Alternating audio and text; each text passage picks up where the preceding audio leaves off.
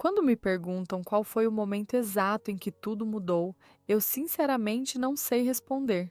Mas se tivesse que escolher, diria que foi naquela tarde de domingo, quando voltei para casa depois de anos longe e vi meu avô com outros olhos. Desde pequena, eu sempre fui a neta favorita. Minha mãe teve que trabalhar muito cedo e quem me criou foi ele, um homem robusto, de mãos grandes e rosto marcado pelo tempo, sempre cheirando a café e colônia barata. Ele me ensinou a andar de bicicleta, a nadar, a preparar café forte e a reconhecer as estrelas no céu. Eu o amava de um jeito puro, inocente. Pelo menos era isso que eu achava. Depois de anos longe, voltei para passar uns dias na casa dele. A desculpa era ajudá-lo com algumas coisas, mas no fundo eu só queria reviver um pouco da minha infância. A casa cheirava igual, o sofá ainda tinha a marca do seu lugar preferido, e ele ainda usava aquelas camisas meio abertas que deixavam à mostra um peito forte para alguém da idade dele. Só que dessa vez eu não era mais criança, e por algum motivo minha pele arrepiou quando ele passou a mão no meu cabelo e disse: "Você está tão bonita, minha menina." Menina. Eu com 26 anos, casada há 2, e ainda sendo chamada assim. Aquele domingo foi comum, mas algo dentro de mim já estava inquieto. O problema mesmo começou na segunda-feira, quando ele saiu do banho de toalha amarrada na cintura, cabelo molhado, o cano virado para a porta do banheiro, vazando. Ele me pegou olhando. Eu desviei rápido, mas tarde demais. Ele sorriu. "Tá olhando o quê, né? O quê, hein?" Pensei em dizer qualquer coisa, mas só consegui rir e sair de perto. Só que a imagem dele ficou, e naquele dia, pela primeira vez, eu não olhei para ele como neta. Olhei como mulher, e foi ali que tudo começou. A semana passou como qualquer outra, ou pelo menos era isso que eu tentava me convencer.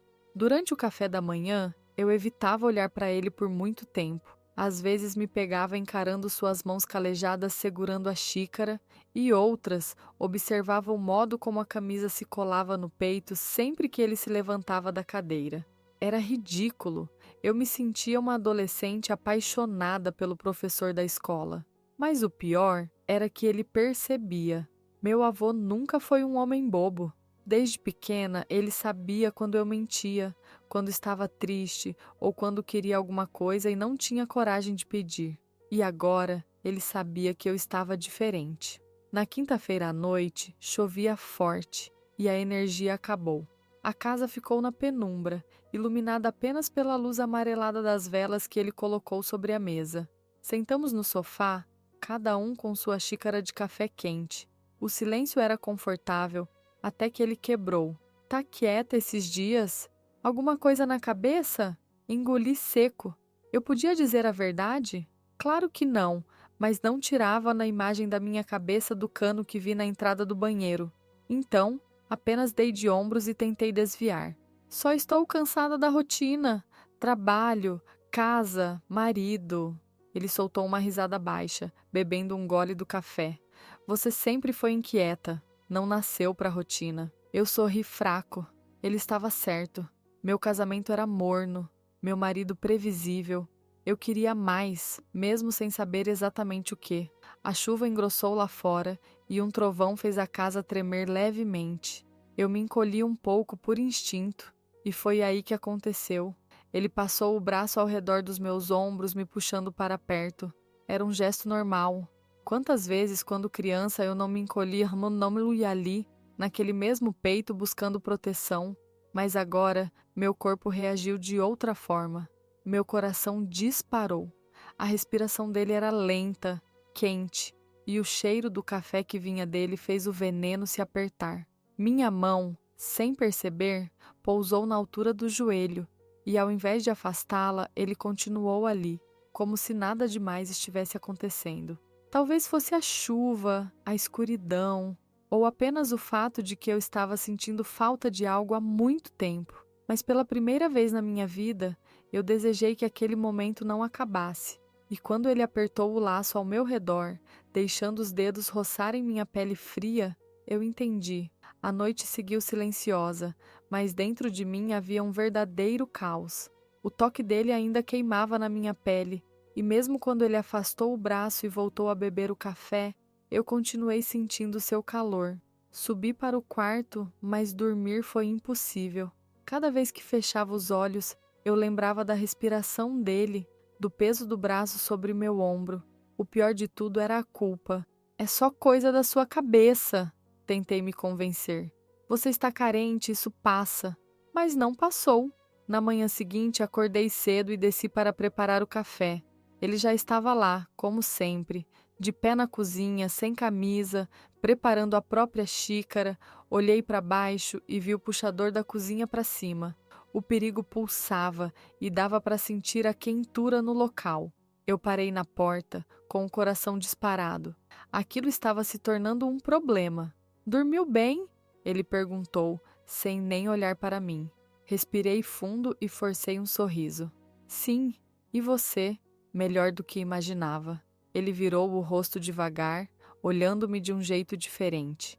Havia um brilho no olhar dele que me fez sentir um frio na barriga. Parecia que ele conseguia ler o que estava acontecendo comigo.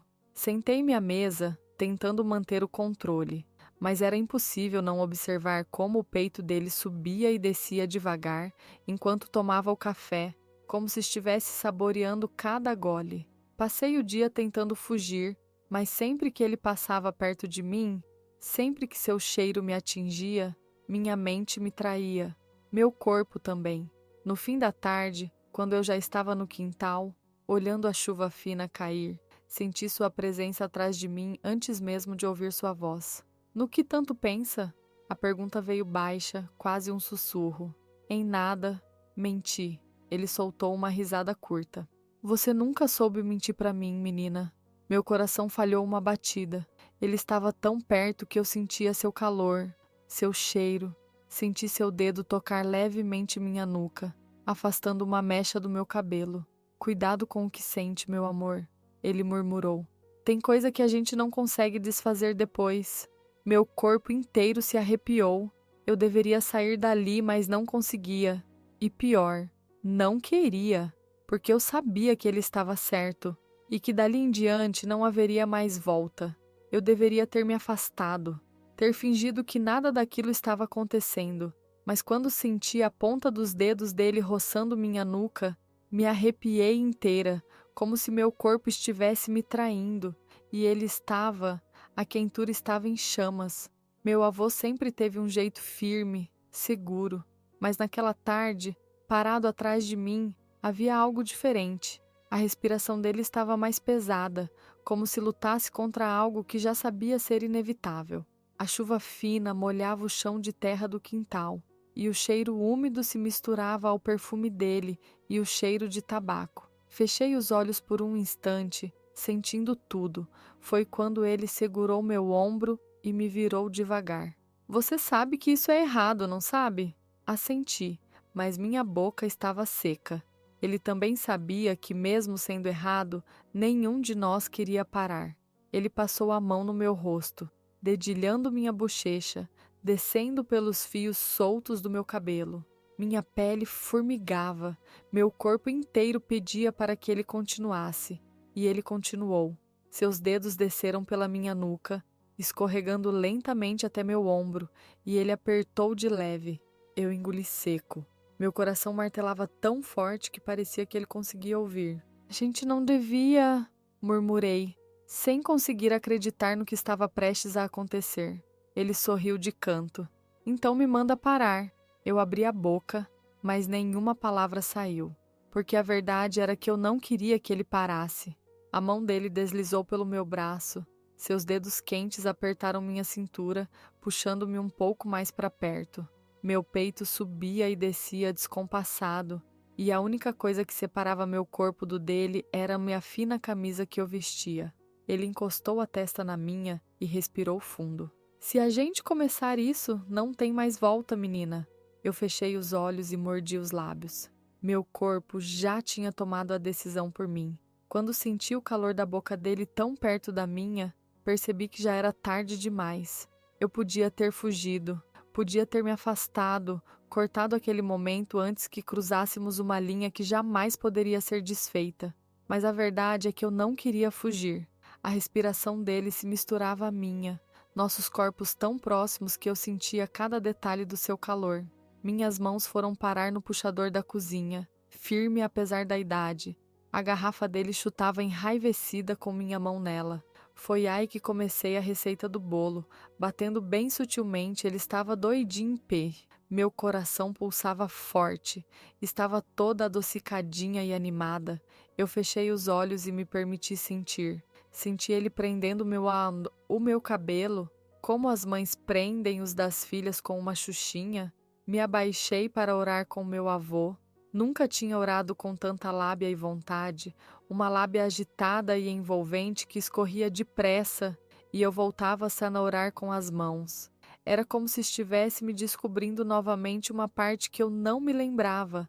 Como orar era tão incrível. Ele puxava meus cabelos para frente e para trás, como se amarrasse na liguinha, e permiti cada movimento. Comecei a sentir que a respiração dele estava se apaziguando como quem está em processo de alívio. Ele inclinou o rosto, o nariz roçando o meu antes de murmurar: "Você sempre foi minha menina." Foi a última coisa que ouvi antes de sentir ele empurrar e cantar até os cabelinhos.